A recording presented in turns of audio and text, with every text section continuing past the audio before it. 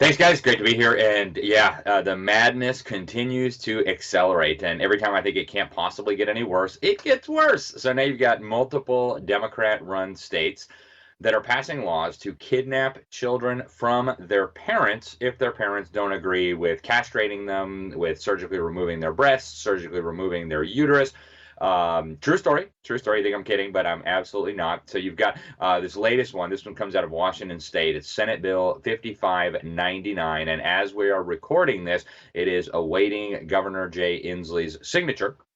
And what this does, it used to be if a child ended up in a shelter, the government was obligated to contact the parents, right? So if the child runs away, whatever, if the child gets gone, the government had to contact the parents unless there was, some risk of abuse or something like that. Well, what they've done in this new bill is say that if the child is being denied gender-affirming care, which is code word for castration, cross-sex hormones, genital mutilation, breast removal, or they're being denied an abortion, they're being denied the permission to murder their unborn baby, then the state can actually go ahead and just hide the child from the parents, kidnap this child, and then have the baby killed or have the child surgically mutilated at taxpayer expense. Yeah, that's what they are doing. So, folks, what they are doing here essentially is arguing that you not supporting your child being castrated is abuse. And they're going to pay with taxpayer dollars to chop off private parts from children, to inject cross-sex hormones into these kids. So one of the lead sponsors of the bill, Democrat State Senator Marco Lias, had some very bizarre things to say about this. We know when people don't have access to gender-affirming care, it leads to lifelong challenges in terms of mental health. Yeah, okay, Senator. More sensible people like Donald Trump Jr., the son of the 45th president of the United States, said these sick individuals are evil. What happened to reasonable and moderate Democrats? And the answer seems to be there are none left. Republicans in Washington also just were appalled by this. Senator Walsh, a Republican senator up there who opposed this, said, since the vote on SB 5599, I've been contacted by thousands of Washingtonians about this attack on parents' rights and families. He says this bill is wrong legally, ethically, and morally.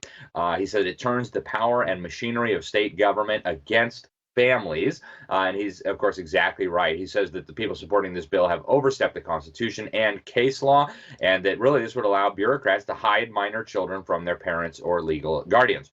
Meanwhile, over in the land of fruits and nuts, better known as California, they've got a new child kidnapping bill that also would prevent the government from sending children back to other states if they're leaving those other states because they can't get genital mutilation or abortions or cross-sex hormones in their own home state. They call it gender-affirming care. Obviously, this is a brazen violation of federal law. Legal experts have warned that perverts and child kidnappers will use this, groomers. Another bill in California, AB 665, allows school counselors, yes, school counselors, to determine that your child needs mental health treatment without your consent.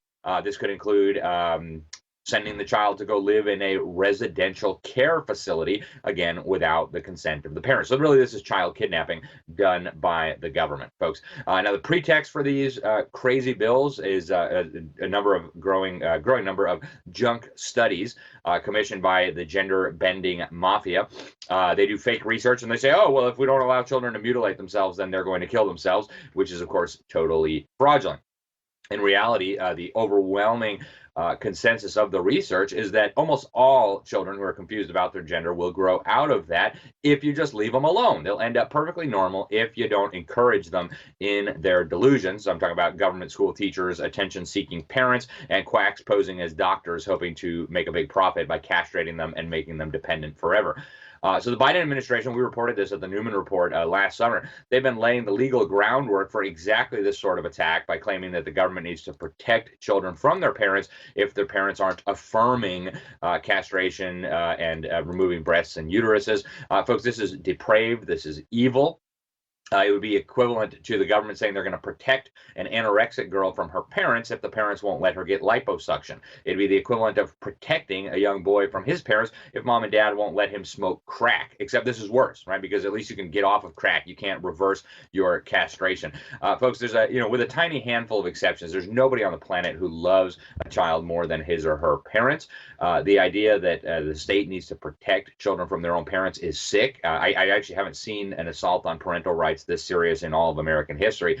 These politicians promoting this stuff really should be seen as what they are. These are dangerous groomers. These are perverts. These are dangerous individuals seeking to legalize the kidnapping and mutilation of children for profit. It needs to stop. They need to be held accountable. Thanks, guys.